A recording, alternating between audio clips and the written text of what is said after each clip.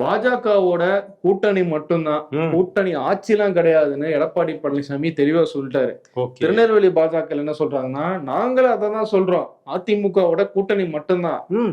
ஆட்சியே எங்களோட ஆட்சி தான் இருக்க போகுது அப்படிங்கிறாங்க. அப்ப முதல்வர் யாரு, மோடியா?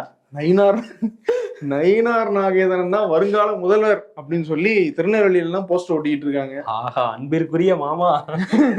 இது அண்ணனுக்கு தெரியுமான்னு தெரியல, இல்லன்னா மாமாவுக்கு ஒரு வாழ்த்து சொல்லி இருப்பாரு ஆமா. சீமான் அண்ணன். ம். இதுல என்னன்னா, அவங்க போஸ்டர் ஒட்டி விட்டு போயிட்டாங்க. அது ஒரு மாதிரி புகைச்சலாகி சென்னை வரை அந்த புகை அடிக்க ஆரம்பிச்சிருக்கு. ஆமா. சென்னையிலயும் ஒட்டியிருக்காங்க போஸ்டர். இருந்தாலும் இந்த அளவுக்கு கூவி யாரும் ஒட்டல. அதான் பதவியேத்து ஒரு வாரம் கூட ஆகல இன்னும். ஆமா, நாளைக்கு வந்தாதான் ஒரு வாரமே ஆகுது, அதுக்குள்ள முதல்வர் ஆயிட்டாரு அண்ணன் அப்படின்னு சில பேர் பெருமையா பேசிக்கிட்டு இருக்காங்க. ஆமா. ஆனா என்னன்னா, இதுக்கு நயினார் நாகேந்திரன் என்ன சொல்றாரு அப்படின்னா, இந்த கூட்டணிக்குள்ள குழப்பத்தை ஏற்படுத்தாதீங்க, தேவையில்லாத விரிசலை ஏற்படுத்தணும்னு நினைக்காதீங்க, அதெல்லாம் நடக்காது.